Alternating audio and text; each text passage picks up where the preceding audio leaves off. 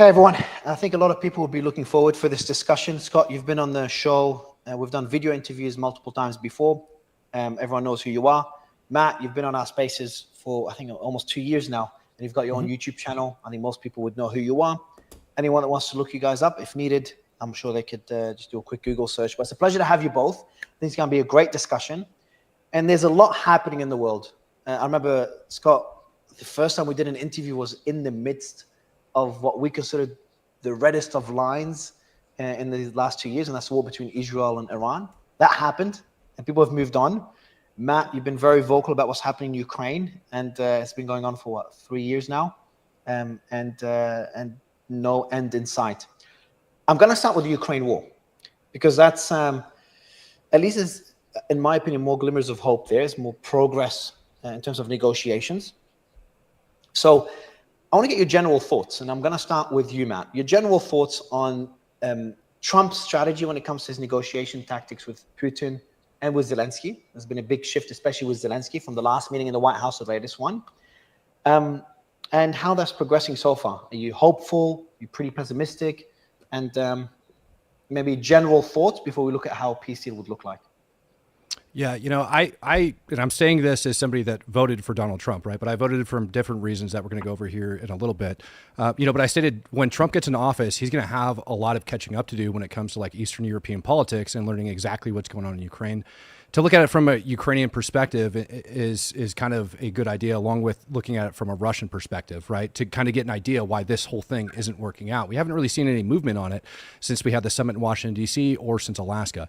And from a Ukrainian perspective, you have Russians that ended up invading and illegally annexing Crimea, followed by their illegal invasion over in the Donbass, followed by a full-on invasion into over into Ukraine. And so Ukrainians are looking at this like, if we end up giving up terrain right now, what assurances are we going to be able to get? Security guarantees is something that are really big on Zelensky's plate, something that he brought up over inside of the White House. Russia signed their name before, promising to respect the sovereignty of Ukraine. Budapest Memorandum is a great example, but not just the sovereignty of the borders, also their elections, which they got caught doing, back with the Helsinki Committee all the way back in the early 2000s. So this is something that, Ukraine holds near and dear to their hearts. If we end up just giving up to Russia today, like we kind of rolled over on Crimea, what guarantee are we going to get that Russia isn't going to continue to invade? And I think that's, by and large, a big part of why besides the fact that Zelensky doesn't have the ability to come to the table, a huge fact on, and give up terrain, why we are not seeing this happen right now. And I think Trump's lack of understanding was summarized in his own words when he had said, well, I thought this was going to be the easiest war to solve. Turns out it's not. He's claiming he's solved 6 wars so far, and this one is perplexing him. But for people that have studied the conflict, it's pretty cut and dry. Yeah, and when you say Zelensky's not able to come to the table, you mean based on the constitution, he's not allowed to give up any land. Scott, I want to get your general thoughts on how the negotiations have gone so far, Trump's discussions with Putin and Zelensky, and obviously the points that Matt has made so far. Especially when it comes to security guarantees. I think it's a big sticking point. It's not a sticking point at all. There will be no security guarantees except Russia will win this war.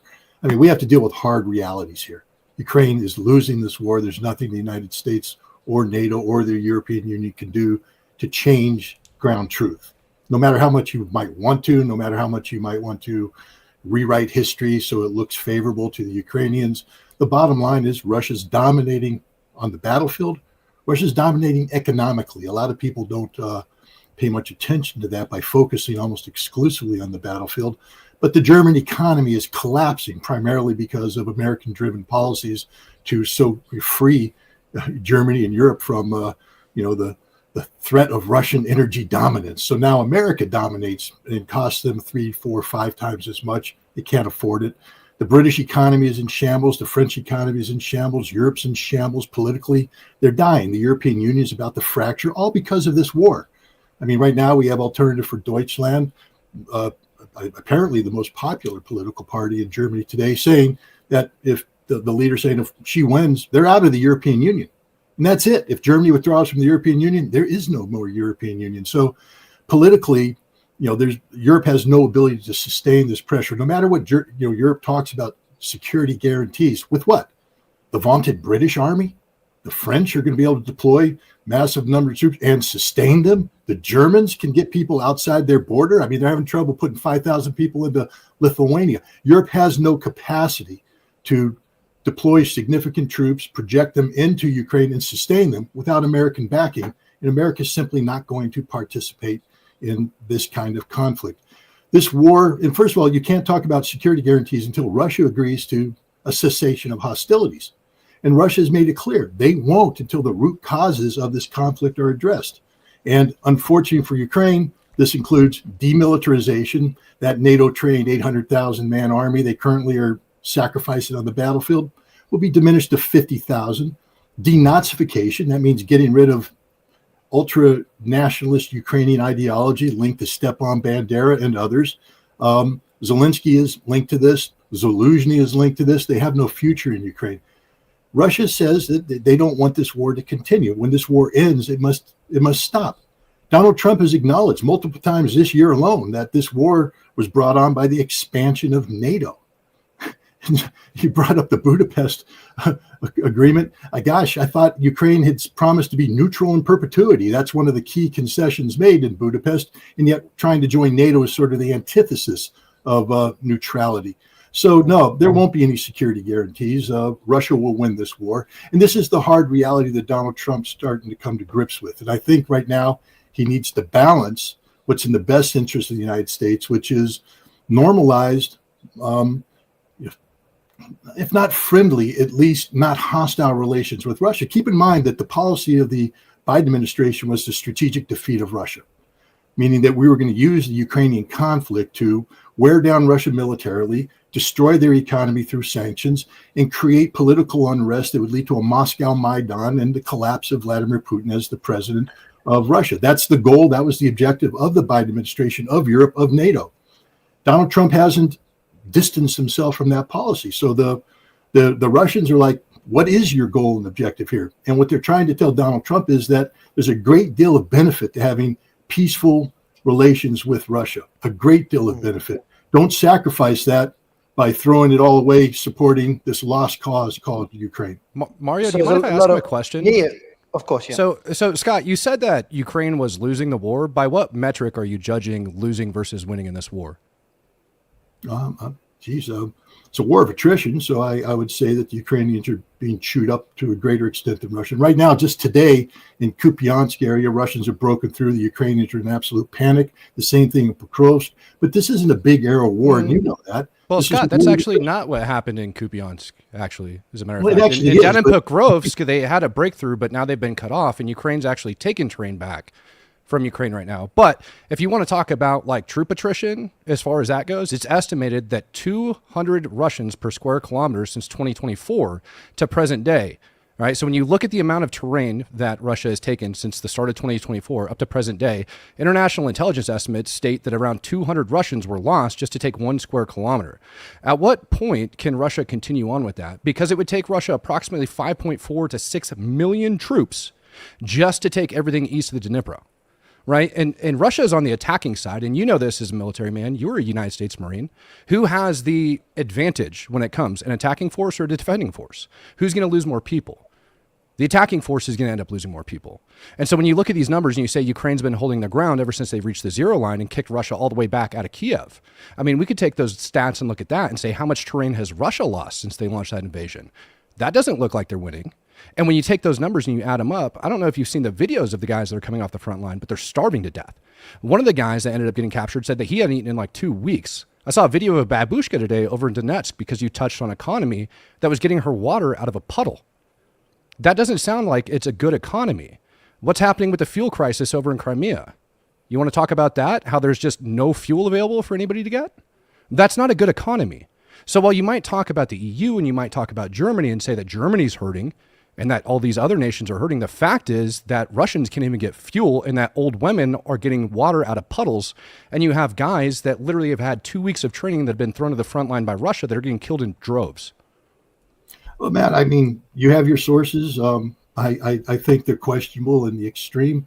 You cite Russian casualty figures that are so removed from reality, it's not even funny. Let's just start with some basic understanding. The Ukrainians know the deal that they cut with the Russians in Istanbul in March of 2022. There's an annex, it's been published. We know what it is. And we know that the Russians said that they will, as a good faith measure, voluntarily withdraw from certain territories that are occupied. So what you call a Ukrainian kicking the Russians out was Russia actually living up to its agreement to voluntarily withdraw from the territory around Kiev, Sumy, Chernihiv. They were beginning to withdraw from Kharkov, which they had promised to do when this counterattack took place. The Russians stabilized the front lines. I am a Marine, and I know a couple facts, like we attacked Iwo Jima, and we killed far more Japanese than they killed of us. Why? Because we dominated the battlefield. The Russians today are dominating the battlefield. Again, you can have your statistics. You can show localized counterattacks. Hell, we know the Germans were counterattacking the Red Army right up till the fall of Berlin. So we could go 3 days before the fall of Berlin and show a German counterattack that pushed the Russians back from two German villages. Wow, was that a great German victory? No, it's a localized counterattack, which was rapidly overcome. The Russians have total advantage on the battlefield. They are dominating on the battlefield. They're advancing across. Then why haven't they actually truly advanced? If they're dominating the battlefield and they're capable of doing these things, why has the zero line essentially remained unchanged? Well, I mean, I think you need to take a look at the zero line and understand that it has changed. Well, again, look at it closely. I mean, I know you know how to read a map. I respect your military. What, on like the minutia? Like you're talking about the couple hundred meters they advanced outside of Bakhmut? Like I'm confused. Are we talking about like Robotnia, where they made it a couple hundred meters because Ukraine retrograded? Same thing up in the north. Where you were just, you know for a fact it is a couple hundred meters. It is not. a couple hundred meters. A couple kilometers, a couple 100,000 square meters.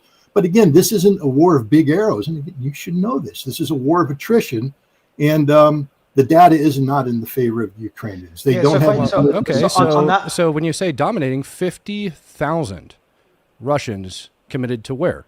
And what is the result? You know this answer. Come on, Scott. Have out with it. Where did 50,000 Russian soldiers just attack back in June, and how far have they made it? Are you talking about Sumy? Yeah. How'd that turn out for them? Well, it diverted Ukrainian reserves away from the primary line. How did it turn out for the Russians?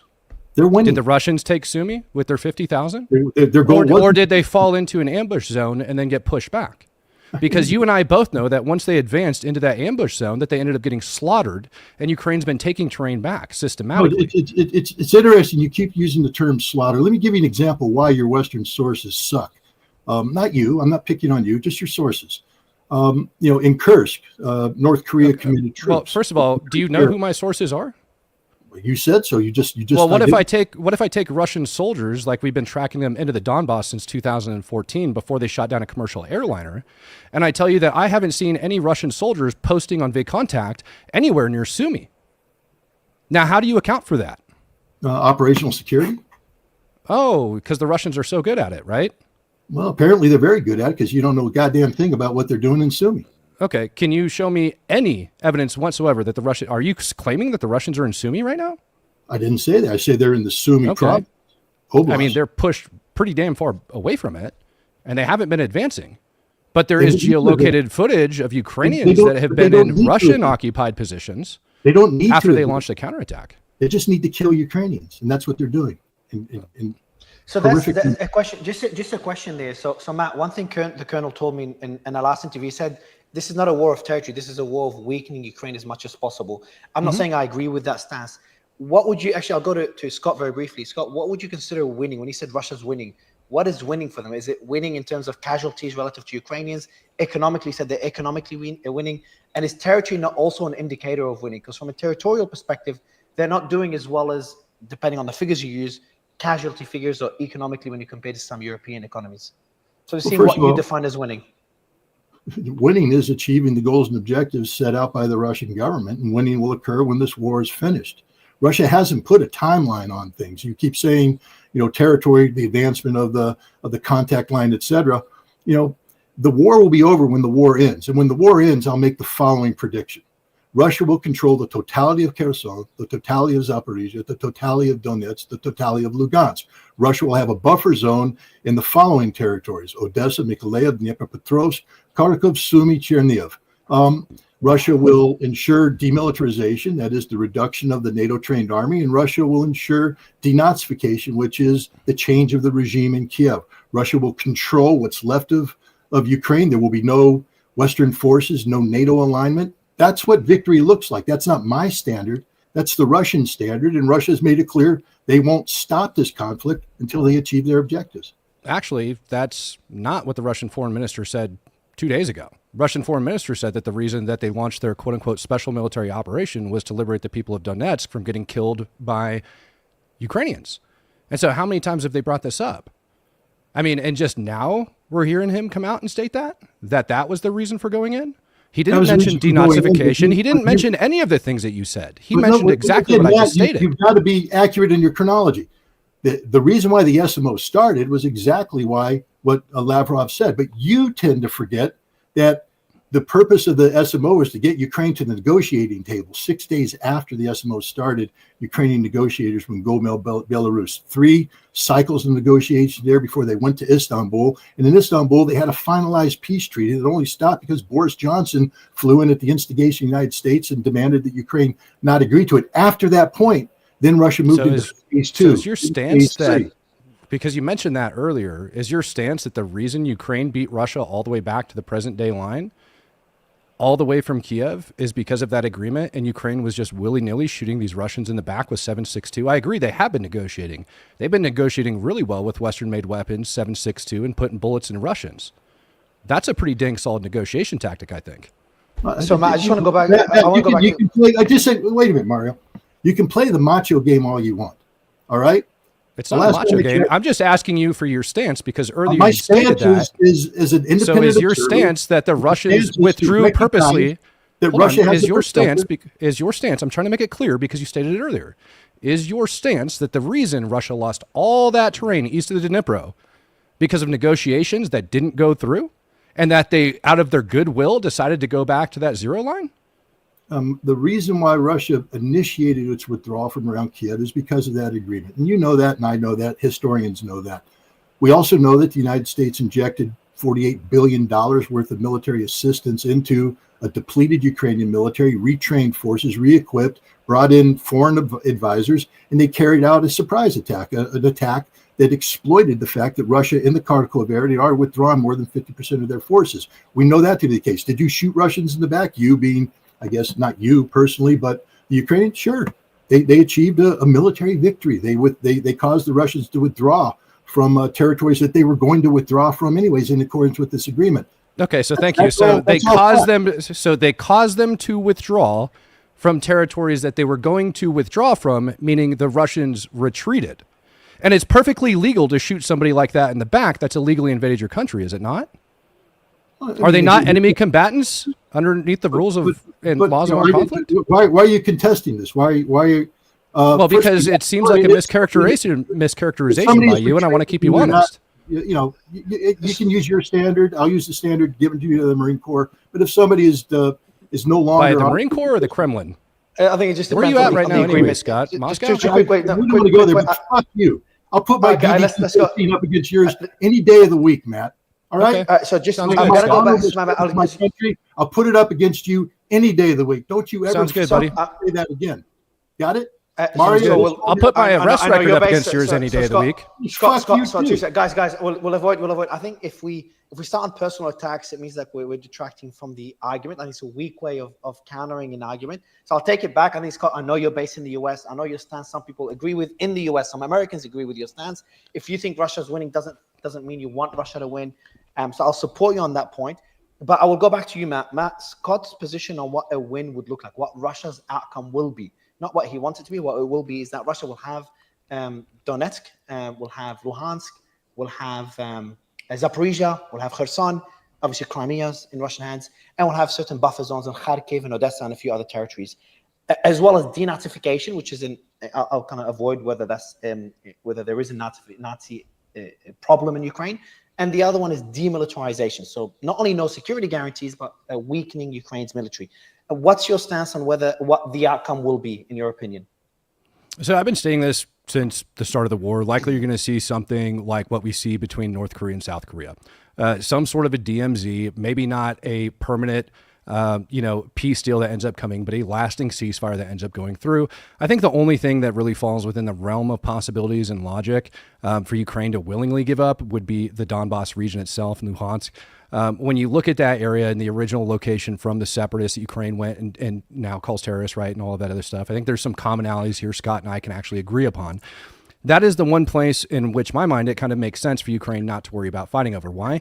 Because you did have a bunch of separatists that ended up rising up after 2014 and want to move and go over to Russia. And if there was an actual side that I think a lot of Americans and other people can get behind, one can actually make the argument that there was a democratically elected government inside of Ukraine at the time that happened, and that the people in the East, regardless of whether or not it was corrupt, whether or not you want to go with the election fraud and all of those other things that took place that was well documented by Europe, regardless of all of those things, argument can be made that there was a democratically elected government and those people wanted to separate from it because you ended up having the, I don't want to call it a violent overthrow, but, a change within the Ukrainian government. So Ukraine already shares a border with Russia, and they have since the freaking Soviet Union fell.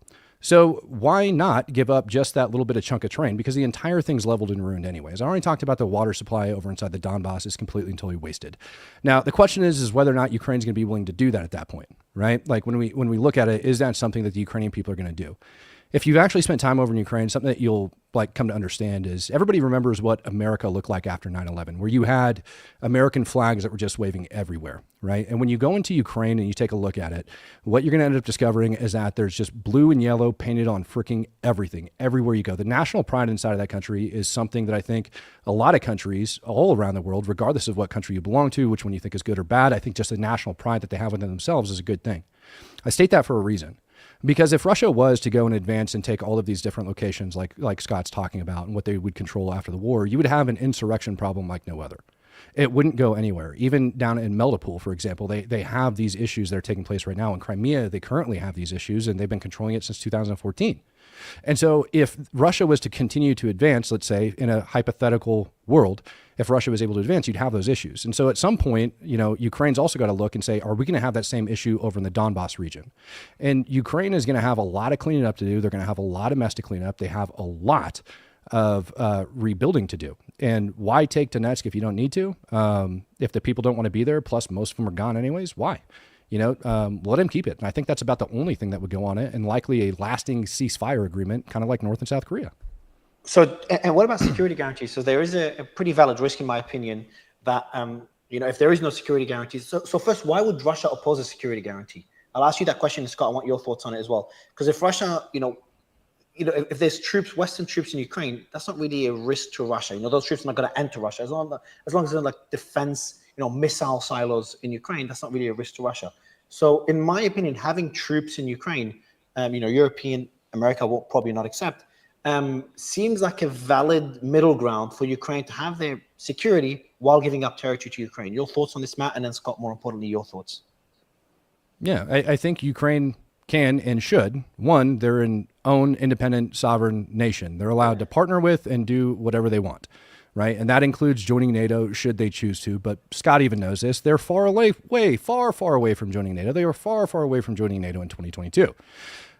But as far as that goes, in order to guarantee the peace, you can look at it as a security guarantee in one way. You could also look at it another way to keep Russia in check. Because like I said, they did sign their name to the Budapest Memorandum, and they violated it several different times.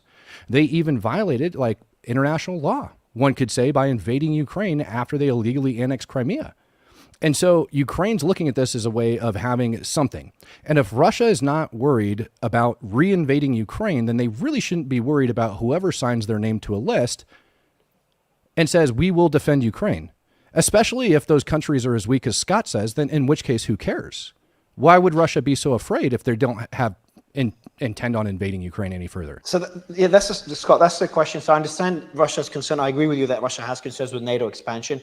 I disagree with Matt. We'll have that discussion afterwards. It's even if it's a sovereign country, if Mexico wants to have a pact with China and have military equipment, Chinese military equipment in Mexico, even if it's a sovereign country, US will not accept that. So I'll get your thoughts on that. But Scott, in terms of having European military in Ukraine to at least give Ukrainians peace of mind that this won't happen again, as happened in 2022 and 2014, why do you think that's not acceptable for Russia?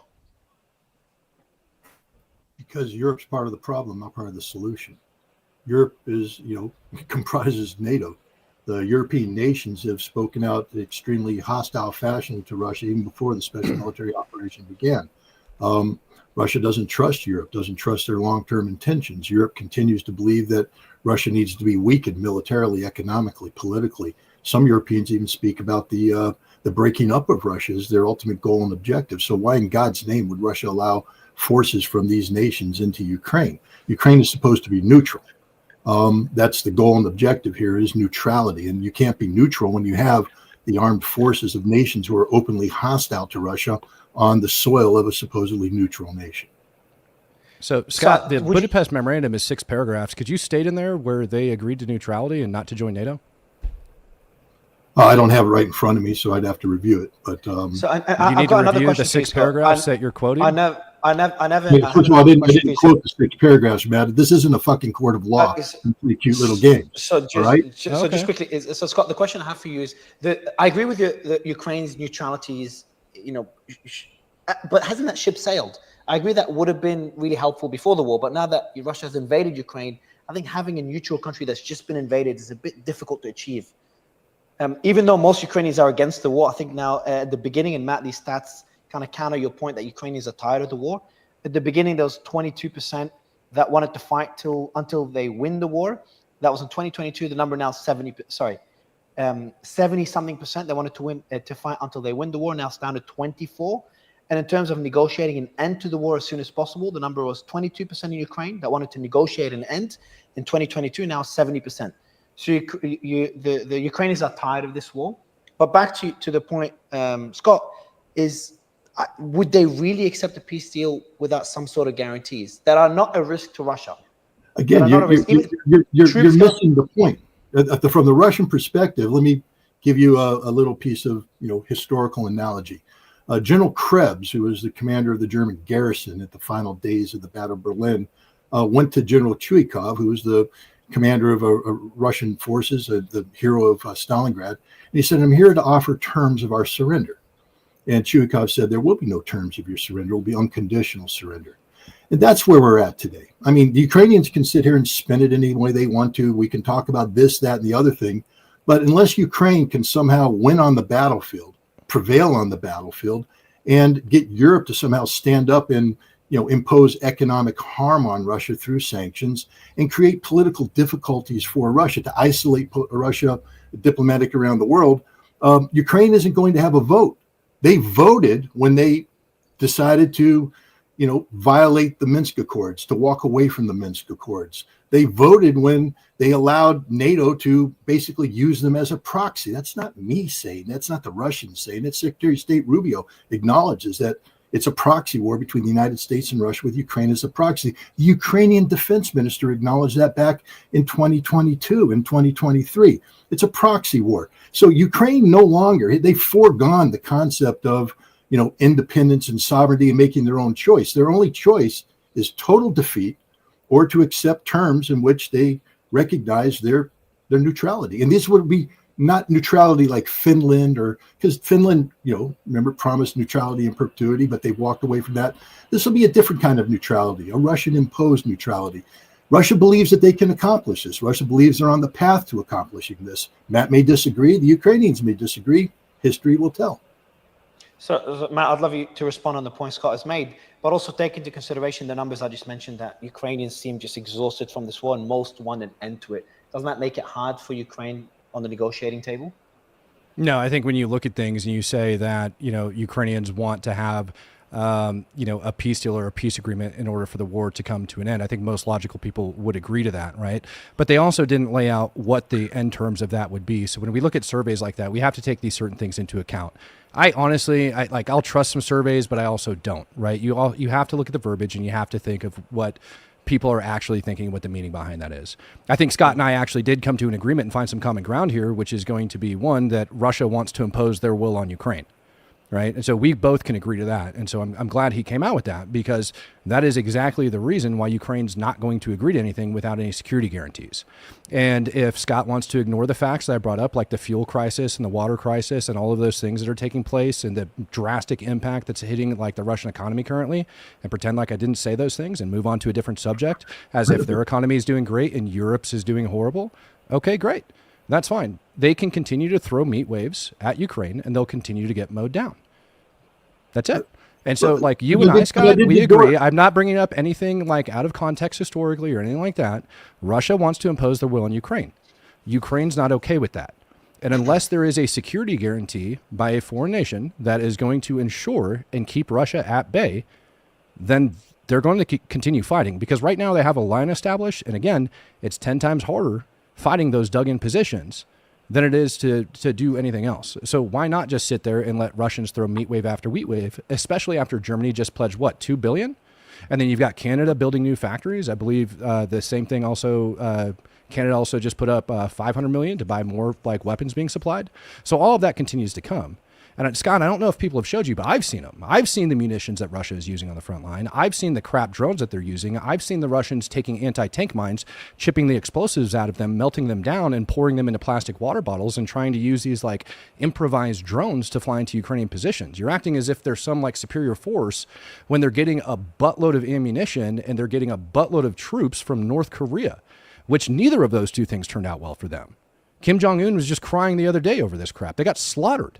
Absolutely slaughtered. So by all means, if Russia wants to continue to kill North Koreans and send them to the front line to get slaughtered, if they want to continue to like chip apart freaking landmines and use that and pour that into water bottles and try to send that on drones to have an effect with fuses that aren't even made for them, let them have at it.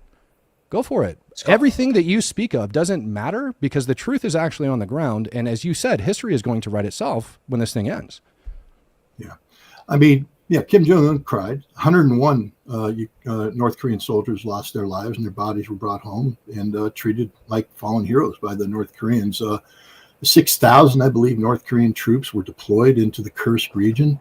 101 certainly isn't slaughter. And the last time I checked, 80,000 Ukrainians became casualties because of their Kursk incursion. They're no longer in Kursk. So, I mean, if that's the kind of Ukrainian victory you want to applaud.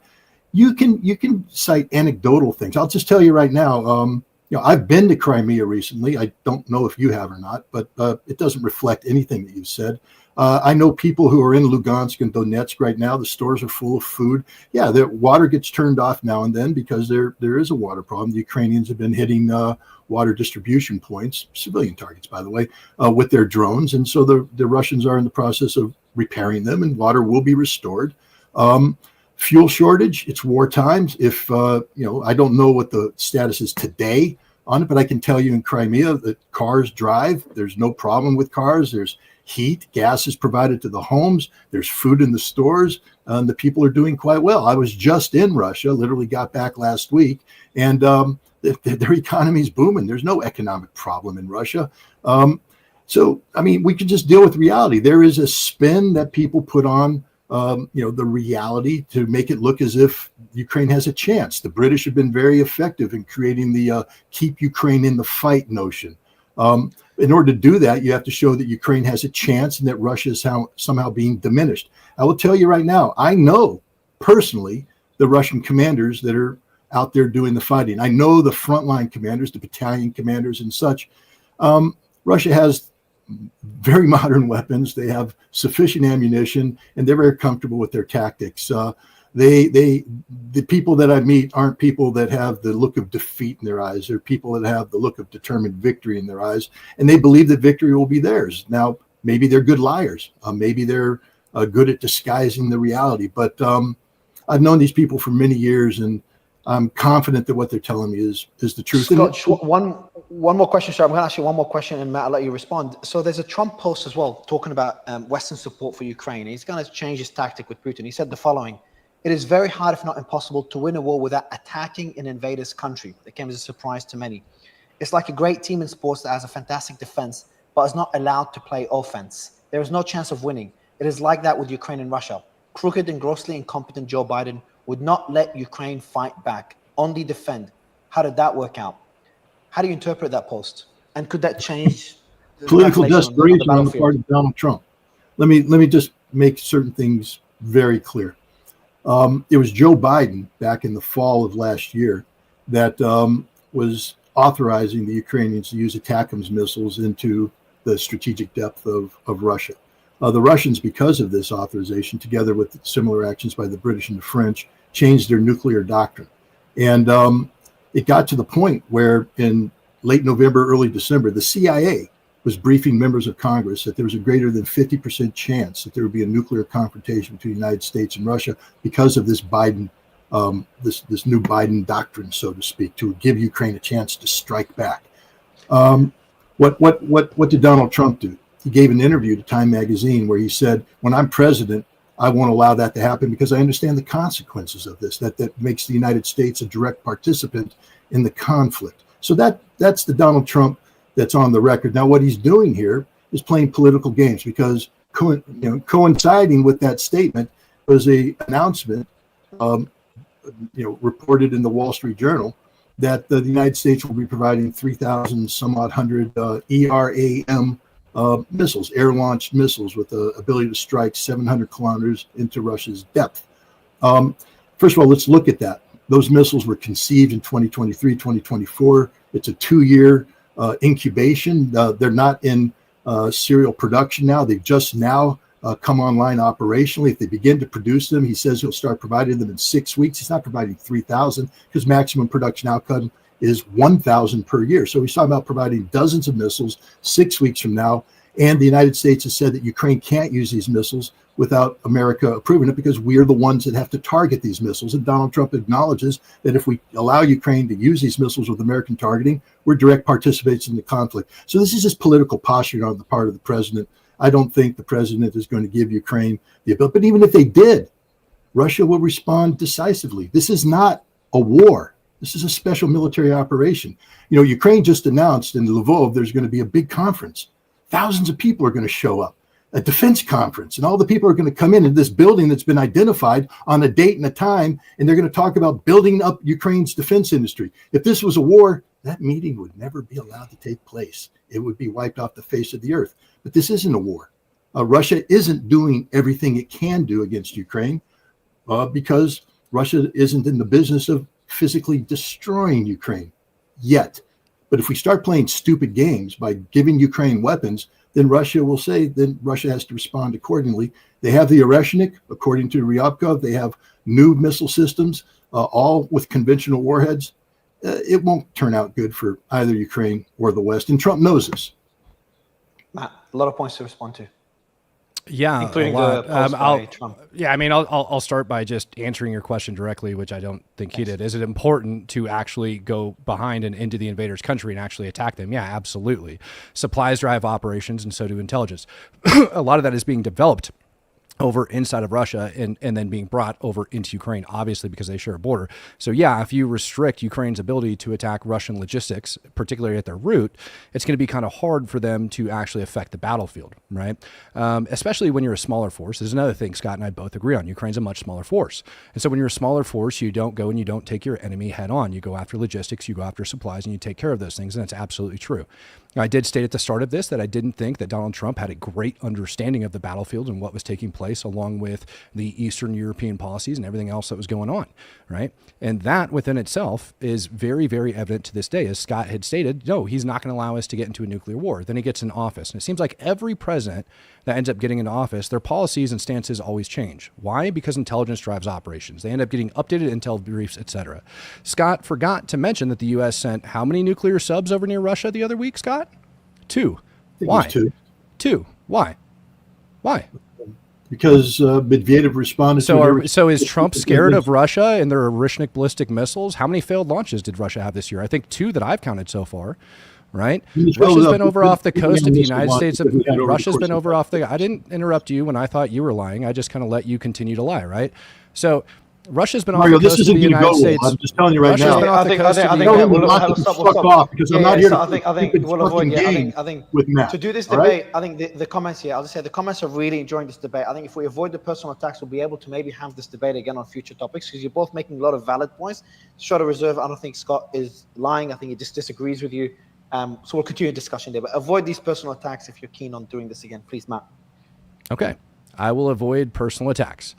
I appreciate it. Thank you. Even though I wasn't the one that told me to go F myself, but I will avoid those personal attacks. Scott as well. Tell him please not to go fuck himself if you don't mind, Scott. Appreciate it, Scott. All right, go ahead, Matt. I'll let you continue. Yeah, right. So, the risk of a nuclear attack by Russia. Yeah, therein lies the point, right? Like all of this talk about mutually assured destruction, Russia doesn't want it any more than the United States does. But the United States also isn't scared to use strength, right? And Donald Trump's policy was peace through strength. And a lot of people look at that and they go, all right, well, that doesn't mean X, Y, and Z. And if we take a look at what he's done across the Middle East and now applying that over into the Ukrainian conflict with Russia, you can see the exact same thing set in motion. Initially, when Trump got in office, he actually did try and opening up. He sent Witkoff back over to the Middle East to go start negotiating with Hamas and see if they can come to a deal. That ended up failing. What's he do? He ends up backing Israel. When you go over to Iran, we negotiated with Iran for God only knows how long, even though the Ayatollah would sit there and continue to state, we're going to continue to enrich uranium and death to America and everything else. And so the same thing happens over inside of Ukraine. The same thing's happening with Russia. He's sitting down with Putin. He's talking with Putin, trying to bring him to the table. I do believe he's honest when he says that he just wants the killing to stop, right? He just wants the killing to stop. A lot of the things that he's actually been throwing out, a lot of Ukrainians don't agree with. A lot of people on the Ukraine side don't agree with whatsoever. They actually think it's absolutely ridiculous in the first place that Trump's even negotiating with Russia. Why negotiate? Just give Ukraine everything they want, right? But at the same time, he did. He ended up moving those nuke subs over into that region for a reason. And we are arming Ukraine. And he did kind of clear a path to make sure that they can get U.S. munitions supplied by NATO to get in there to where the U.S. isn't actually spending money on it. At the same time, also did the mineral rights deal with Ukraine, and by the way, a lot of other countries, in order to bring more money back here into the United States of America. We also can look, and I don't want to venture too far away, but we can look at like the Red Sea and kind of what took place over there. I do believe that that took place a little bit in part because of, what Russia and their oil sales, and the 30% of their GDP coming from the sale of their oil on the foreign market. So, those are all discussions to be had, but ultimately, at the end of the day, yeah, Ukraine needs to be allowed to do what they need to do. Now, do they need U.S. supplied munitions in order to do it? No. Ukraine's attacked thousands of kilometers deep inside of Russia successfully with some drones that they make at home. They didn't do it with U.S. provided munitions. They didn't do it with U.S. provided help. They ended up doing it with their own technology that they developed and were able to strike deep into Russia. That is a fact. And so those munitions that Joe Biden supplied, correct. ATACMS opened up, correct. But he made sure that those were being used on specific military targets inside of Russia. They had very strict rules on what could and couldn't be applied. If Trump opens up that ballgame and allows them to be used on just about everything, it is going to have a much broader impact. So Scott, I'll let you respond. But also, Zelensky said, I think it was yesterday, he announced that Ukraine can now strike deep into Russian territory with their own homegrown Neptune long-range missiles without U.S. approval, because I think the U.S. was approving which targets Ukraine could strike when it was deep inside Russia. Do you think that makes a big difference on the battlefield? No, none at all. I mean, it'll give Ukraine some talking points. They'll be able to say, "Oh, we blew up this refinery, or we blew up, we struck this factory," but it's not going to change the outcome at all. Understand Germany, when they were being pounded by American and British bombers day and night, increased their military production. Ukraine isn't pounding Russia. They're getting little hits. Russia, on the other hand, is pounding Ukraine, taking out total factories, taking out, installations, taking out warehouses full of weapons. And again, Russia's not even applying the full capacity of Russia to this problem. So, if Ukraine wants to escalate the fight, then Russia will respond in kind. This is not something that Russia is going to walk away from because Ukraine fired a couple primitive drones that struck a refinery outside of St. Petersburg. So another piece of information that came out, Matt, I want to get your thoughts on it. That came out on August 12th by Deep State. I'm sure you've seen it. So it's a Ukrainian military analytical resource, and they said that approximately 120,000 Ukrainian soldiers deserted since early 2025. So that reflects both soldiers that abandoned their posts as well as soldiers refusing conscription, and that's since January. If you compare that to Russia, there's various sources, but they say the number is significantly lower. I think it's about, so there's no independent sources on the Ukrainian numbers, but that came from a Deep State, again, not a Russian source. On the Russian side, the number is significantly less, about 90% lower relative to the number of soldiers they have. So Ukraine's desertion is 5 to 6% of their military personnel. Russia is at 0.5 to 1%. Do you think this is a concern for Ukraine, or do you just not trust the numbers on the Russian side? Yeah, I obviously don't trust numbers on the Russian side to begin with. I also, but do you think that Ukraine does have a personnel problem? Absolutely. I think they have a personnel problem, right? And they need to look at recruiting a little bit younger. What Ukraine is trying to do right now is they're trying to preserve a generation following this conflict so that they can kind of like repopulate and rebuild, and so that they have like strict rules on the conscription age. So right now, anybody 25 and below, they're not currently recruiting or conscripting to get in the military. And there's videos all over the place. You can just conduct a quick Google search and go check it out, right? Where you can find Ukrainians that are getting scooped up off the street and they're not happy about it. In some cases, there's women that are fighting and standing up for the guys. That was an issue that ended up getting brought up with the, I'm brain farting now, the anti-corruption board that they had put together, right? Making sure that all of those things were equally applied across the board. So they do have a lot of things that they need to clean up on that side, but they do have an entire population that they can bring to bear if they absolutely need it. As far as people not wanting to go to the front line, I would think that at any time you end up conducting like a conscription at that rate, you're going to end up having people that aren't willing to go forward and fight. There's a lot of people that, number one, might not believe in the war, and number two, if they did, they'd probably be on the front line already. I couldn't tell you how many times I heard during the global war on terror people here in the United States that said, oh, well, if there was a draft, I would be there. And then you remind them that, hey, we have people that are being stop lost, they're getting called back into service and going back over on the front line. We had an entire unit that was, had just landed in Alaska after a 12-month tour, turn around and get extended for an additional freaking 3 months as they're staring at their families out the window. So there's always going to be people that make excuses for not doing what they want to do. And I'm sure the exact same thing happens over inside Russia.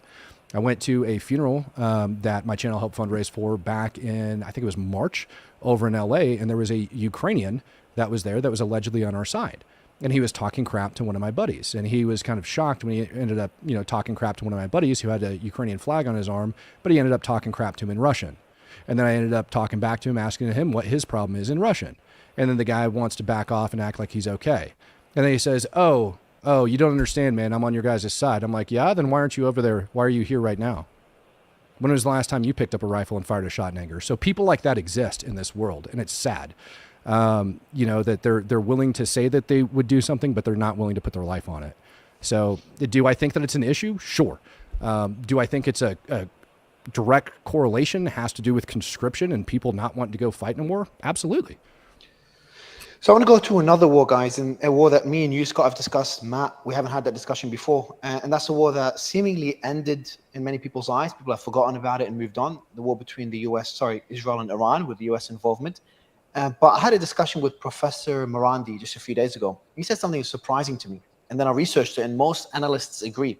He said in his eyes, in Iran's eyes, the war hasn't even ended yet. And Iran is preparing for phase 2. And when I looked into it, it's about 50 to 60% of analysts believe that there will be another strike before December. So I'm going to go to you, Scott, first. Maybe first start off with your thoughts on the war, because we only spoke about it early on afterwards and when it first started. What are your thoughts now? Has your view changed on who won the war, how much damage towards Iran? Can Israel consider it a win?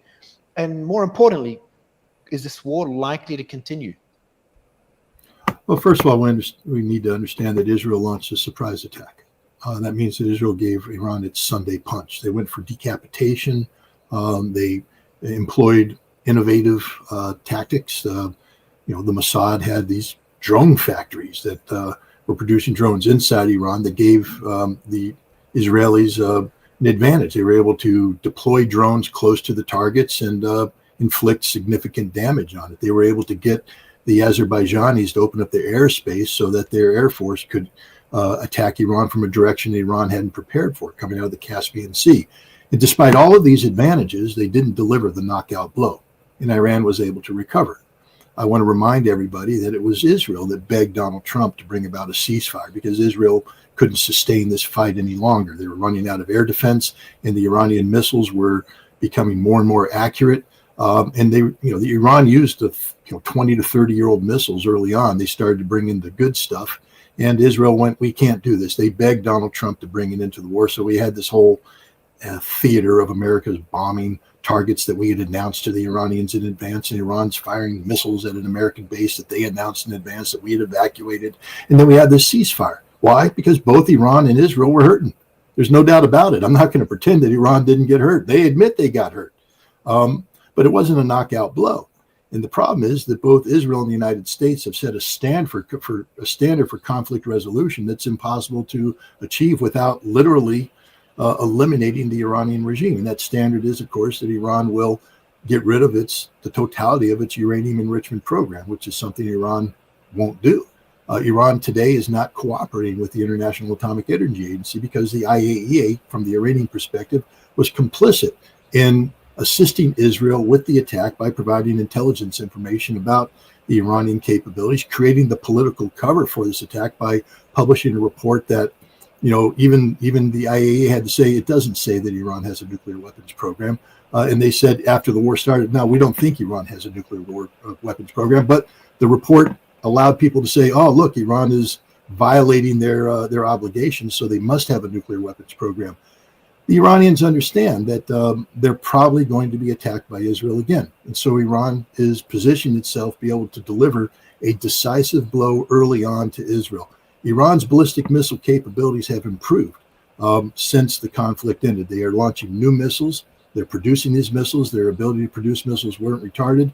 They have significant stockpiles of missiles available to them. Israel's ballistic missile defense systems haven't improved. They're the same. They still have a problem with the depletion of munitions. Iran will blanket them, destroy them, and that's what Iran's trying to establish. It's deterrence through intimidation. I don't know whether or not it'll work, but I think right now, look at the United States evacuating bases in the region because they understand that the next time around, it isn't going to be a gentleman's game of advance notification, that if the United States facilitates an Israeli attack against Iran, American installations will be struck as well. Matt? Sure. Scott, just out of curiosity, are you on the side of Iran when it comes to this?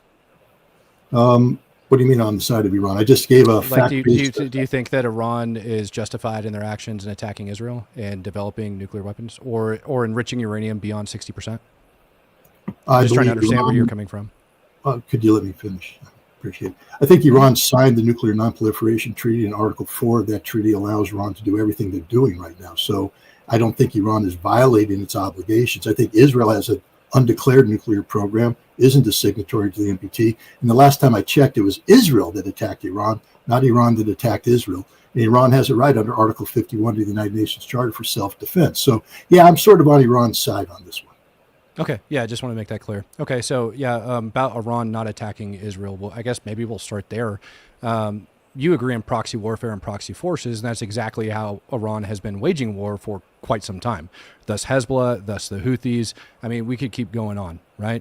Or Ansar Allah, whatever you want to call them. And the IRGC is out there working with them side by side, and guess who else is on the ground that Scott supports? Oh, Russian Spetsnaz over on the ground over inside Syria. And that didn't turn out too good with the Russians when they ended up facing U.S. Special Operations Forces that wiped them off the freaking map.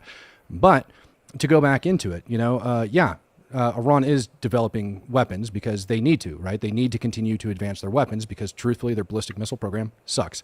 When we look at like their targeting rate and things of that nature, even though they might have struck an airfield their first go round, that airfield was back up and running the very next day.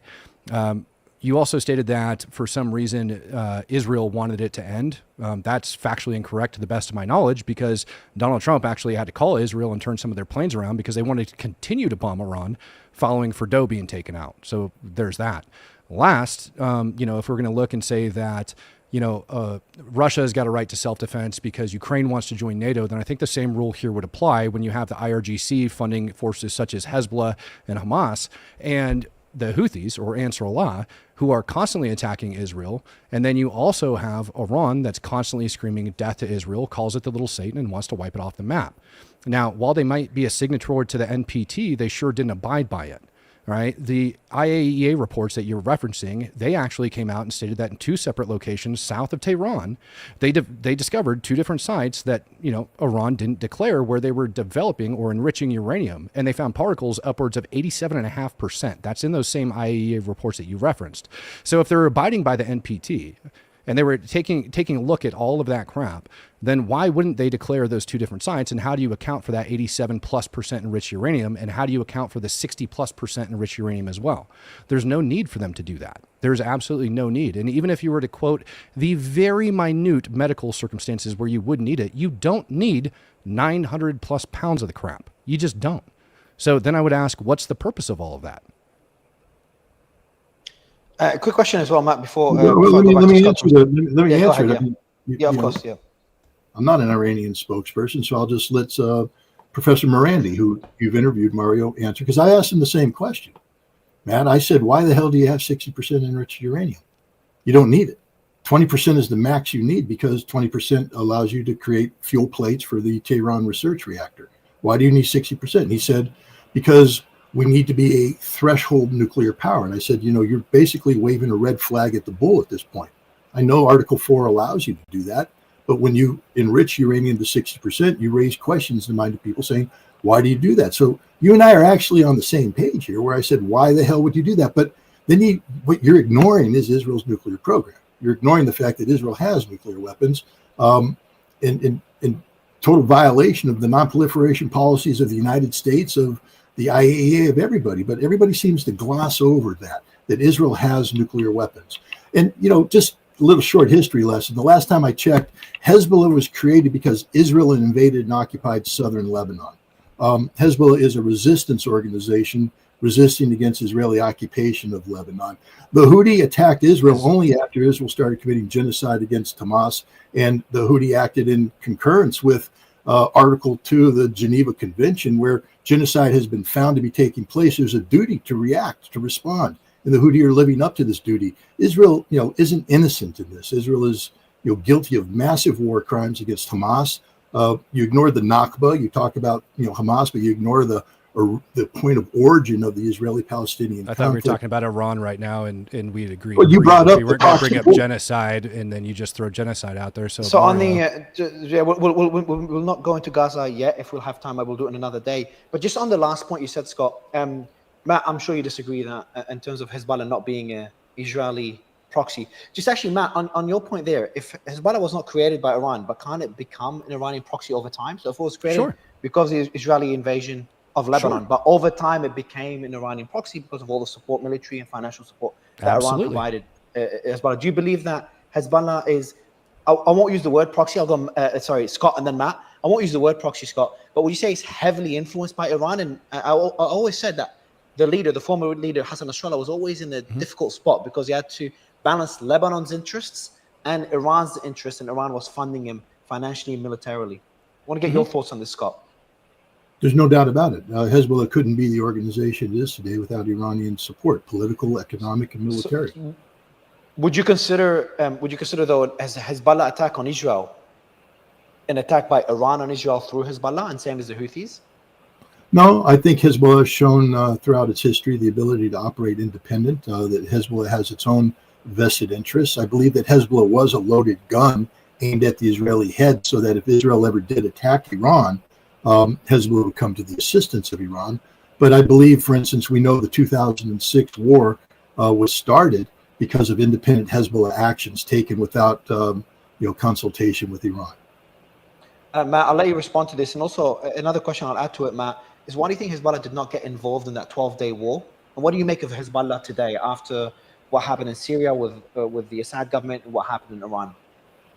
Well, I kind of want to counter and go back and forth, but all of these different things that we're going to talk about, they would end up going into like intelligence talking points. And I don't think either of us are going to agree on intelligence talking points. Would you agree with that, Scott? So if I bring up and talk about intel and all of that, you're going to cite this, and we're just going to go back and forth. I agree that what you stated, which was, how they came about could be completely and totally different than where it's at today. And again, that goes back into intelligence talking points, right? With what their motivations and where they're sitting at today. They have kind of came around inside of southern Lebanon, and they have turned over. I think I just checked the stats this morning, about 80% of the territory, and it's like south of Litani, I think over in Tyre, they had like a truckload of weapons and stuff that ended up getting delivered, but they're still not willing to turn over specific amounts of territory. When we look at it though, and I say, okay, what can I look at it from an unbiased standpoint of it just common sense facts? When I have Ansarullah from Yemen, and I have Hezbollah, and I have Hamas on 3 separate regions who shouldn't have that type of different communication, and I see them launching coordinated attacks against Israel, and the only common denominator really between the 3 of them, other than religious ideology, can connect them all the way back over into Iran with who's funding them, then I have to ask the question, okay, is that actually what's happening? Is Iran the one that's actually orchestrating this entire thing? And I do believe it's so. We have Ansarullah that was actually found and I believe killed over inside of Iraq. Wasn't prepared to talk on this one. Earlier this year, working alongside like the IRGC, alongside of some IRGC funded militias that were over inside of Iraq. So I look at things like that and I say, is Iran likely pulling the strings behind some of this? Absolutely. I do believe that to be the case. I'm not even going to disagree. Is Iran? Hell yeah. I mean, Iran's in a regional conflict with not just Israel, but the United States. I'm not saying I support what Iran's doing, but we're talking factually. And there can be no doubt that the IRGC, the Quds Force, has connectivity with Ansarallah, has connectivity with Hezbollah, and has connectivity with Hamas. They have connectivity with militias in Syria and Iraq as well, because they view Israel and the United States and their European allies to be an existential threat. So, yeah, I mean, that's just the way that's the way the cookie crumbles when you are in a conflict. We are in a conflict. We are on the side of Israel in a conflict against Iran and its proxy forces. Yeah, and Mario, I think you also mentioned Syria as well, like asked me about Syria with Hezbollah. And obviously, they were fighting on the side of the Assad regime. And I look at that and I say, okay, well, how do I feel about this particular situation? Because I also believe that al-Jawlani is a al-Qaeda terrorist that's just slightly deformed and threw on a suit and tie, right? I think that's the general speaking narrative, but I don't think you fight for something for that long and are willing to die for it and commit so many people to die for that reason without holding it deep within your soul. He's also friends with al-Baghdadi, right? And so when I look at these things and I go, okay, Hezbollah may have been fighting on the side of al-Assad. There is going to be some good in there. And I look at that and I say, both of these people, as far as I'm concerned, I'm not okay with. I don't agree with their ideology, reasons they're fighting, so on and so forth. So I don't think you have to pick a side when it comes to that matter and say, yes, Hezbollah is doing the right thing inside of Syria, but maybe over inside of Lebanon, maybe not so much. I don't agree with. I just look at that as two different parties, like two enemies of mine that are fighting that I don't agree with. And it just kind of remains that way. Yeah, look, I had a whole discussion with Scott Horton a few days ago, understanding the history of Middle Eastern politics since the 1950s. We're going to finish it in like an hour and a half. We're going to do another 2-hour sit down. It is immensely complex and sad to see the situation in the region. Talking about the region, one country that suffered significantly is Lebanon. And that's a big focus right now. So we have the Israeli prime minister. So what happened recently is the Lebanese government voted for Hezbollah to disarm. So that's a decision by the Lebanese government. Hezbollah said no, but then they seem to show some road towards an agreement. Say, hey, look, if Israel takes some steps in terms of pulling out of the Lebanese territory, then we may disarm, or at least we could discuss disarming. And the Israeli prime minister responded yesterday. He said the following: if the Lebanese armed forces take the necessary steps to implement the disarmament of Hezbollah, Israel will engage in reciprocal measures, including a phased reduction of IDF presence in coordination with the US-led security mechanism. Israel stands, so I'll read out the second quote afterwards, but just on that part, is that showing hope for Lebanon? Because I feel like Lebanon's in the middle of it all. He's got Iranian influence through Hezbollah. He's got Israel on the border and just had a few wars in the last 2 decades with Israel. He's got a lot of, Syrians inside of Lebanon, a lot of influence from Syria, at least under the Assad regime. So when I see progress in Lebanon, I see it as hope for the rest of the region. Scott, what do you think of these statements from the Israeli prime minister? And do you think there is hope for Hezbollah to disarm? And what does that mean for Lebanon? Well, we have to parse out what phased withdrawal, what does that mean? Is Israel willing to get out of Lebanon in totality? Is Israel willing to leave the Sheba Valley or Sheba Farms, which has been a point of contention? Israel doesn't believe it to be part of Lebanon. They consider it to be part of Syria. Hezbollah doesn't respect that. It's a sticking point. I don't know if Netanyahu can be trusted at this point in time. What is his ultimate objective, goals and objectives? But I'll put it this way. The fact that people are talking is better than people shooting. They've been talking in Lebanon for a long time. There's been many agreements that have come and gone, and none of them have reached fruition. There's been many conflicts that have come out of failed agreements. But as long as people are talking, we have to, put our weight behind this, because hot air coming out of the mouths of old men is a lot better than hot gas coming out of the rifles held by young men. So and do you think Hezbollah should disarm, Scott? Do you think it's in Lebanon's best interest if they do? I think it's you got some Lebanese that say if they disarm, if you destroy those weapons, which is what the agreement is, then that weakens Lebanon and allows Israel to take over more territory. That's a concern some Lebanese have. Others believe that Hezbollah disarming allows the country to flourish. You can't have a military within another military other than the official. Yeah, I don't believe Lebanon can succeed as a nation state with 2 armed forces. I think there's the Lebanese armed forces, and I think those should be the forces that protect the territory of Lebanon. However, historically, Israel has been disrespectful of the sovereignty of Lebanon, and it was Hezbollah and Hezbollah's resistance that drove Israel out of southern Lebanon. And so until which time Israel can evacuate Lebanon, and provide assurances that they're not going to exploit the disarming of Hezbollah by re-engaging, Hezbollah will be a reality. But do I believe Hezbollah should disarm? Yes, absolutely, because I don't believe that you can be a sovereign nation with with a large functioning army. In many ways, Hezbollah is as powerful or more powerful stronger than the and more powerful. Yeah. Yeah, so you can't speak of the sovereignty of Lebanon when you have a force like Hezbollah operating, but you can't speak of the sovereignty of Lebanon when Israel is flying aircraft over Lebanese territory without any regard, when Israel occupies significant swaths, when Israel threatens Lebanon repeatedly. It's a two-way street. If you want Hezbollah to disarm, then Israel has to be willing to create conditions conducive to that disarmament. Matt? Yeah, I mean, the ceasefire agreement that was kind of struck out last November had to lean heavily on UN Resolution 1701, which included Hezbollah moving north of the Litani River. To this day, they still haven't done that. As far as where Israel's currently at inside southern Lebanon, because Hezbollah did not withdraw and go north of the Litani River like they said they were going to, you have 5 hilltops that are being occupied over on the blue line in southern Lebanon. That's it. You don't have a massive invasion by the Israeli forces or anything like that. And I think it's beyond a fact that Hezbollah, one, had tunnel systems and obviously had plenty of rockets and everything else that were aimed over Israel down inside of that territory. There's also been numerous attempts that are just on video of Hezbollah forces that have attempted to cross the border in the past and done several other things. And Israel does have a right in order to defend its borders from those attacks to keep their civilians from getting killed. And so when they look at that and they look at that area, they're in those little areas. Now, if Hezbollah ended up owning up and coming out and withdrawing that remaining 20%, like I said, they showed some good faith by moving some out. So maybe a good in between, because like you asked, Mario, is this a sign of things moving forward? I think so. I think the U.S. pledged billions of dollars. I forget the actual number, but the U.S. ambassador to Turkey was over inside Lebanon recently. I think it was actually today, if my memory serves me correct, and was talking about things of this nature. So the U.S. has pledged a buttload of money down to southern Lebanon to help them rebuild, and a political situation is definitely there.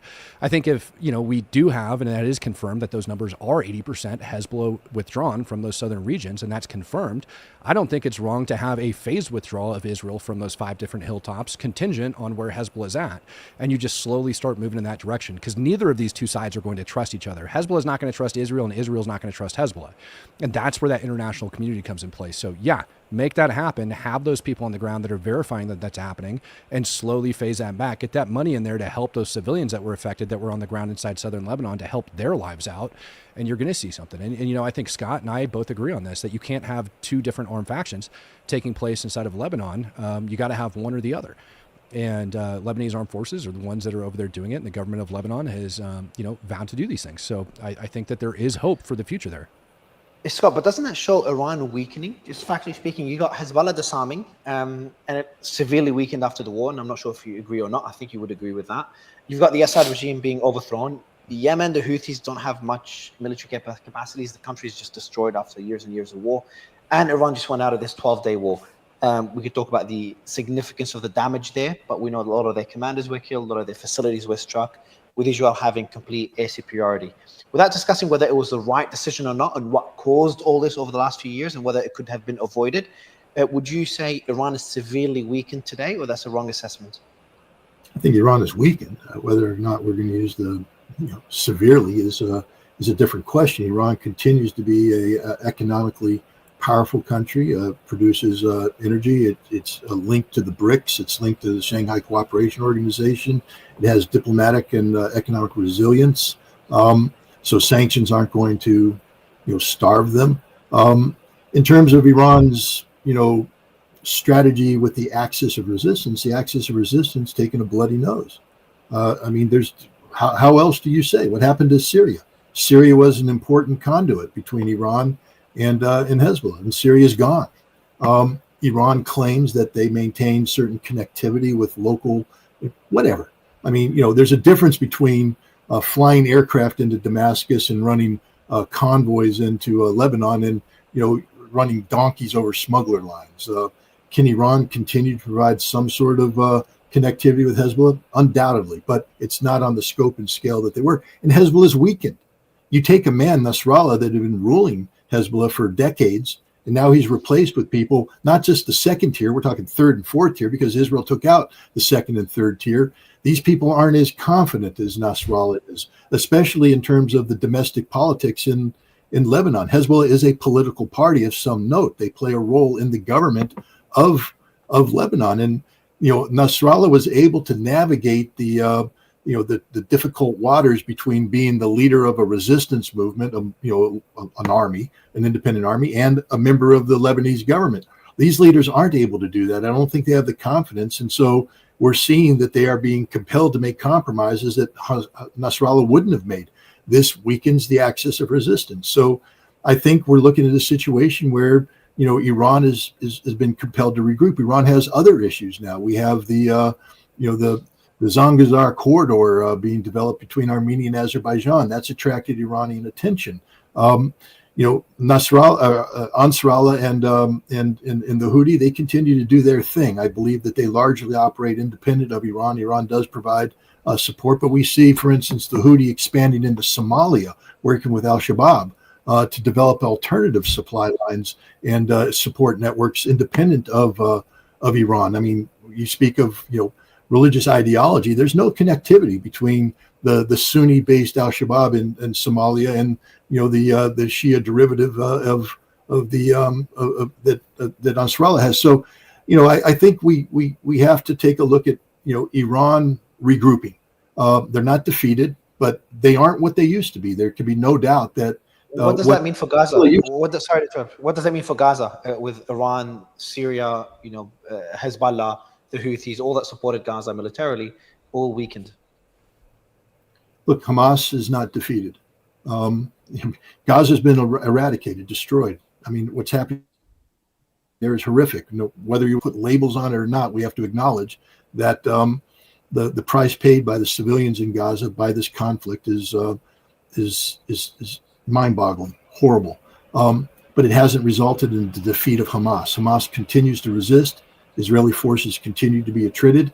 And so at the end of the day, it's irrelevant where Iran is on this map. What's relevant is that Hamas continues to survive and resist, and Israel has to date been unable to come up with the solution to the Hamas problem. Matt, we're moving to Gaza. Obviously, I'd like you to comment on the first point and any points that Scott has made. But also, what do you think is the future for Gaza? Israel has just announced not long ago that they plan to enter Gaza City by mid-September. Their claim is to dismantle Hamas's remaining brigades. There's 2 of them apparently, and 1 is in Gaza City. Correct me if I'm wrong. And they want to secure the release of the 50 remaining hostages. Your stance on this, Matt? Yeah, of course. Just real quick correction in my eyes anyways on something that Scott had said about how the Houthis are establishing new connections with al-Shabaab down over inside of Somalia. I believe it was January of 24 when the 2 U.S. Navy SEALs had fallen overboard on the weapons interdiction that were being smuggled up over into Yemen.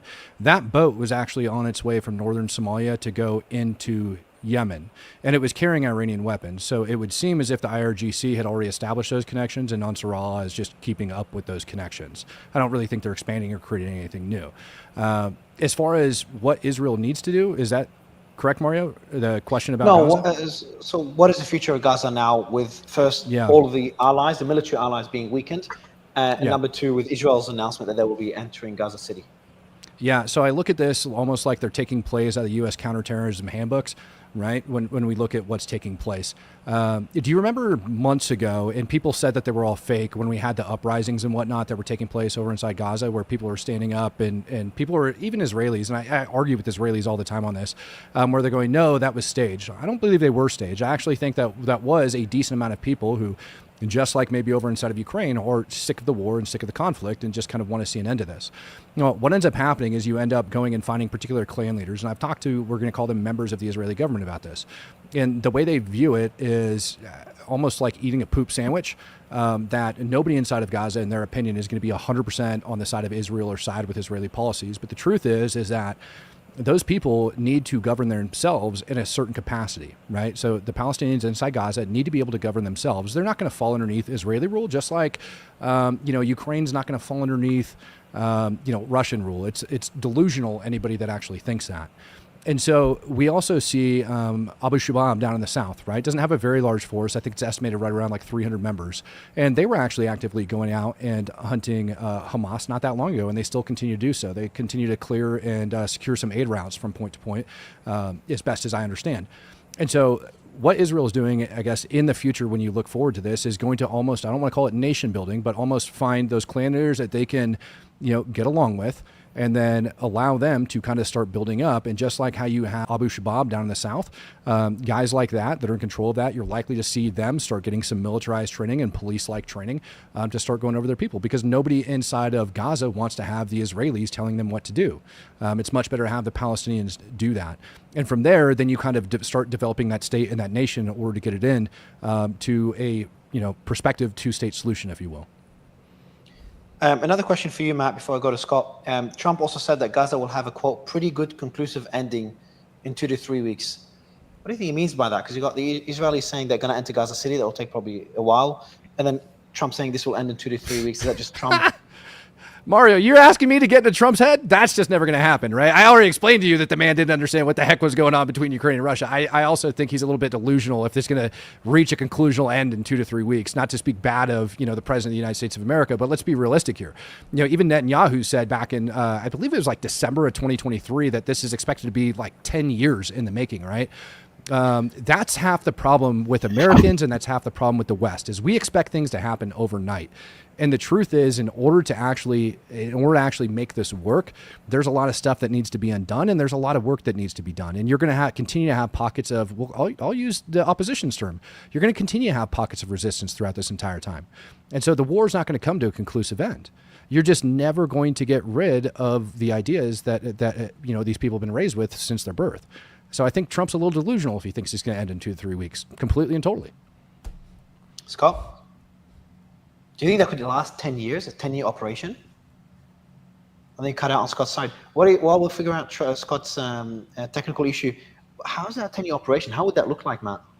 Well, it's a slow transition, right, Mario? We're not talking about, constant combat operations where you're constantly dropping bombs and bringing the hammer down, but it's literally building it up. If you were to go over to Gaza and try to pull laws out of Gaza, have you done this yet? It's really interesting.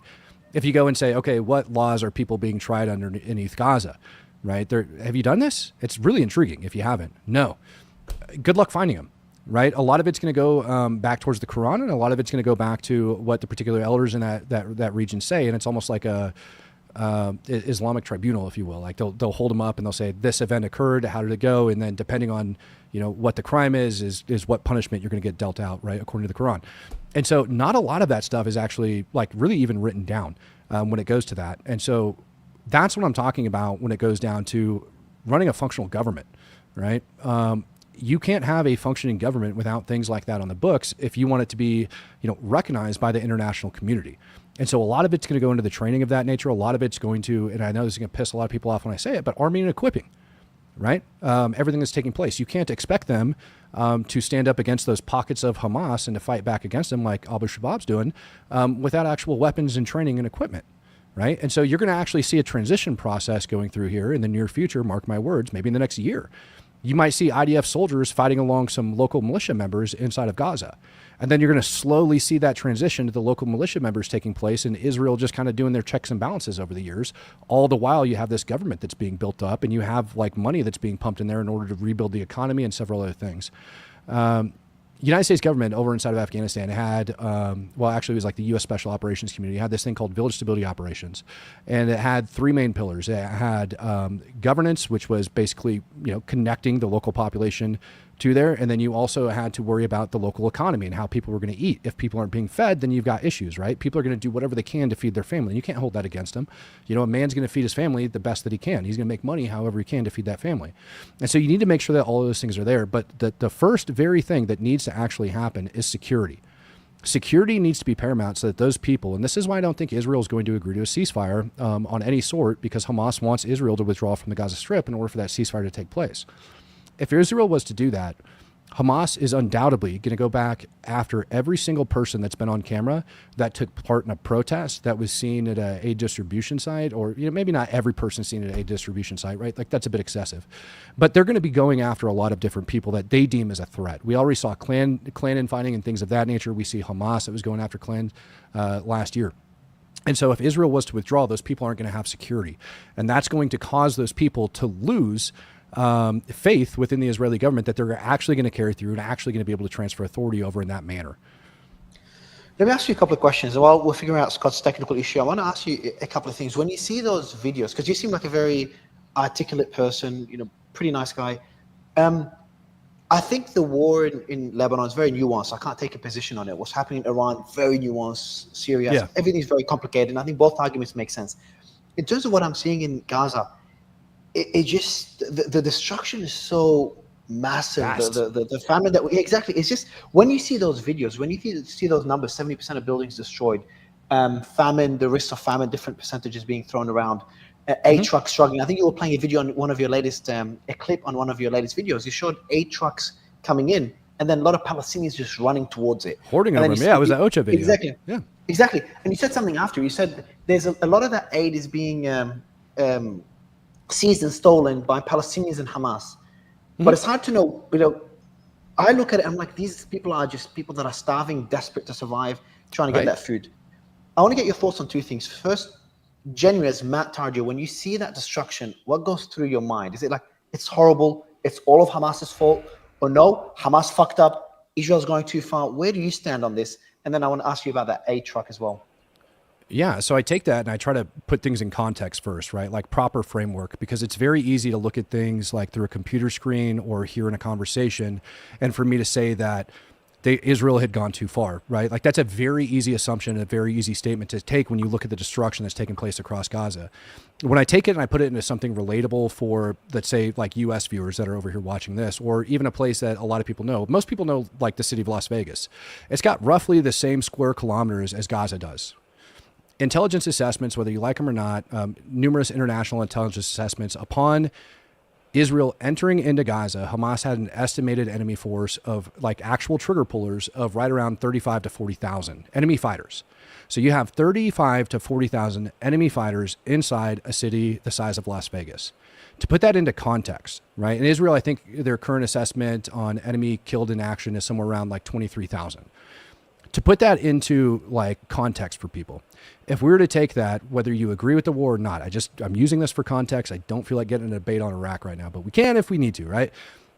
When the U.S. went in Iraq between 2003 and 2013, U.S. had killed an estimated 39,000 and some change enemy combatants.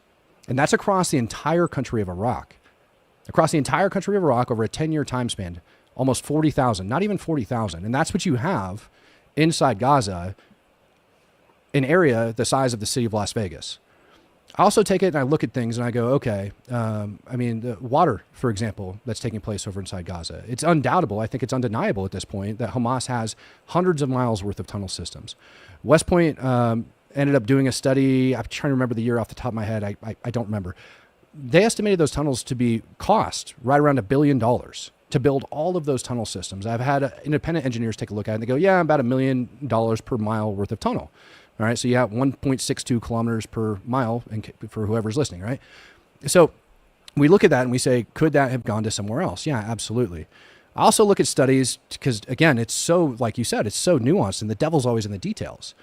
I also look at things and I go, okay, well, we can look at the study that was done in March of 2024 from the Palestinian Center for Policy and Survey Research Development, where they went into Gaza and they went into the West Bank and they surveyed Palestinians on whether or not they thought 87% of the people that had saw the videos from October 7th that were surveyed, and I think it was 1,570 if my memory is correct, 87% of the people that saw those videos didn't think that atrocities had been committed. But I also know, looking at it from a reasonable standpoint, as somebody that's actually lived with people, right, liberated ISIS-controlled territory, lived with those people and understood the things that they would go through in order to make that happen. And I'm not saying that Hamas is ISIS. I'm not trying to make that comparison. I'm just giving you an idea of my experience on this matter for living with people, right, living by their side, eating their food, like sleeping like under roofs, their roofs, right, under invite. I can tell you, right, that if I was born in Gaza, as an honest man, I could sit here and I can tell you that if I was born in Gaza and I received the type of education that I believe they receive, and I was raised by the type of father that most of these kids likely had, there's no doubt in my mind that I would be a jihadist, right? That I would be fighting for Hamas, because that's the type of spirit that I have. But I can also look at that from an honest assessment with all of the information and knowledge that I have right now and say, I pray to God somebody would kill me before I did something like they did on October 7th, because nobody deserves that. I don't care what side you're on. Nobody deserves that. And then I also look a little bit, I mean, Mario, I can keep going, man. I mean, it's so nuanced, you know? It is, and I think it'll make for a whole other discussion. Scott, I know we've just reached time, but I want to get your thoughts on, I didn't know whether you're going to come back or not when it glitched out for you. And I asked a question for Matt, because what I said to him is, when I look at what's happening in Iran, what's happening in Syria, Lebanon, Yemen, it's very nuanced. Ukraine, Russia, it's very nuanced for me. It's like, both sides make good arguments. I'm trying to find the middle ground. A lot of it depends on the numbers, and there's all these different sources that mention different numbers. But when it comes to Gaza, it's difficult for me to really condone what's happening there. I think it's just gone too far. In the early days, I understand October 7th, horrific event. Israel had the right to defend itself, but then for how long and how far can they go? So that's the stance that I've taken. It's a bit harder for me to be nuanced on that position. And I wanted to get Matt's thoughts on it. So I want to get your final thoughts on Gaza. And I know we will not get into that debate. We don't have the time for that. And one argument that Matt made is that when you look at the ratio, and let me know if I say it correctly, Matt, the ratio of combatants killed in the war by Israel versus the civilians is a 1-to-1 ratio. I think Israel said that based on their numbers. But if you look at other sources, the SCNR said it's 13-to-1. There's an independent analysis done by the armed AOAV. No idea who they are. Their number is about 4 or 5-to-1. You've got a leaked Israeli intelligence document that put it at closer to, I think it was 5-to-1 in that document. In Iraq, I think it was, in Vietnam, it was 2-to-1. In Iraq, it was about 2 or 3-to-1. So again, it was almost like 3.5 or 4-to-1 in Iraq. Yeah, so it just depends on which number to trust. Like based on the Israeli numbers, Israel has just taken great precautions, and they've tried to prevent civilian deaths, and they've done a great job at it. If you look at the leaked intelligence report or these other organizations, they've done a bad job at it. So that's why it's just very difficult for me to have an opinion on it. But Scott, Matt has, did a great job of articulating his position. I'd love to get your position on this as well. Well, I don't think we can I don't think we can discredit this leaked intelligence report. It appears to be valid. It lists 8,900 dead combatants, but that doesn't, because of 1,600 of them are probable, meaning the Israelis don't know. And then we get down to what classified as a combatant. The Israelis classify a postman working for Hamas as a combatant. Somebody, people who would normally call non-combatants, because they have a political affiliation with Hamas, become combatants. So the actual number of trigger pullers killed by Israel is significantly lower than the number that's cited by Matt. 63,000 is the number of civilian dead that this leaked intelligence report speaks of. Other agencies speak of more. But the bottom line is the kill ratio is skewed. The Israelis aren't the precision strike organization they claim to be. We agreed not to talk about certain terminology and things of that nature, but I would just say that the civilians have paid an exorbitantly high price, and Hamas is nowhere near defeated. 35,000, I think, is the number of Hamas fighters. There's another 13,000 Islamic Jihad fighters. This was before the conflict started. This is according to that leaked report, and only 8,900 are confirmed dead. So that's a hell of a lot of trigger pullers left there right now. And Israel hasn't won this fight. This fight has a long way to go. And I will also say this about October 7th. Talk to the Israelis that were on the front line, the Golani Brigade, the 51st Battalion that took the brunt. Talk to the Israeli defenders. This was a military assault. Civilians got caught up in it. But when we start, we want to talk about civilian to military casualties. It's a hell of a lot better ratio than what currently exists in Gaza today. And also remember that the vast majority of the civilian casualties were brought on by Israeli actions through their, Hannibal doctrine, the slaughter of Israelis at this outdoor festival by Israeli helicopters, the way Israeli tanks fired haphazardly into Israeli buildings, killing Hamas fighters and Israeli civilians and all. So I think we need to be careful about how we characterize October 7th. It was a military assault by Hamas against Israel to achieve specific military and political objectives, one of which, of course, was to lure Israel into Gaza so that what is occurring would occur, because Hamas made a calculated decision that this would destroy Israel in terms of their reputation abroad, because Hamas knew that Israel at the end of the day would behave as Israel always does, with no regard, absolutely, for the civilians. So on that point, also I had, say, yeah, go ahead, Matt. I'll let you respond. Thanks, Final Mario. quick comments. Yeah, number one, as far as the numbers go, let's look at the Gaza Ministry of Health, right? They've actually been plus or minus a couple percentage points in previous conflicts when it comes down to the reporting, and all of that ends up getting verified after the fact, right? So right now they're sitting somewhere between 62 and 63,000, I believe, killed, right? That number doesn't include the Hamas fighters. It doesn't include the number of PIJ that ended up getting killed. And whether Scott probably wants to admit it or not, enemy combatants is a very broad term that goes into it. Over 5,000 rockets ended up getting set up and fired, estimated, into Israel on October 7th. Those rockets weren't moved just by trigger pullers. Those are moved by underground and auxiliary elements within that terror network that Hamas operates. All of those people that are moving those weapons in and about the battlefield in order to set them up, store them, etc., those are valid military targets. Now, a lot of people don't like to admit that, but it's true. Just like a fuel truck driver in the Israeli Defense Force driving a fuel truck to go and supply a tank on the battlefield is a valid military target, whether or not they're taking active part, in the shooting.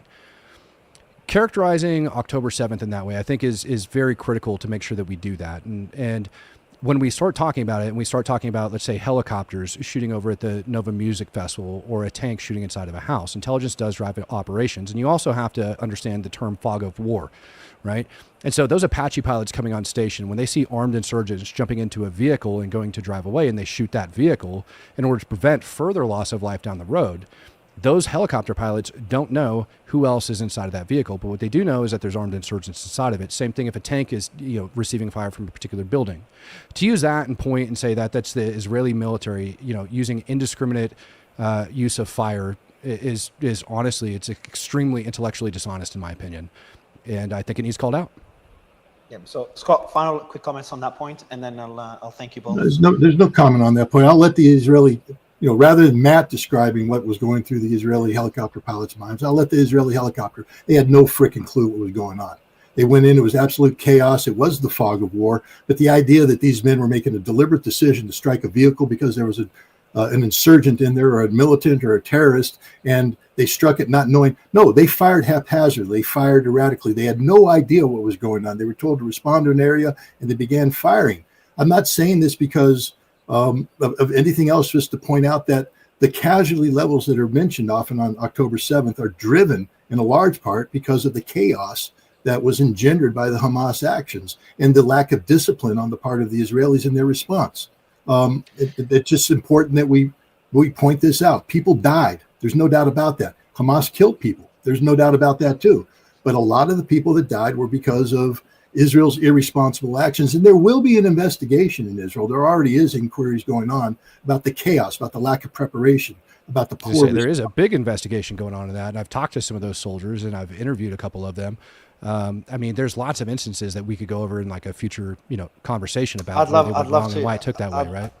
I'd love to do one again if Matt, you don't personally attack Scott, and Scott, he doesn't tell you to go fuck yourself. We could do that next time. I think you'll both hopefully be open for another debate. It was really good. I think if you go through the comments, you'll appreciate how much the audience appreciated it. I did. It was a great discussion. And I think the Gaza discussion deserves a whole episode by itself. But I really appreciate you, Scott, for coming again after a few weeks of a break. And Matt, first time we do a video show together, so I appreciate it as well. Thank you, guys. Thank you. Appreciate it. Take care.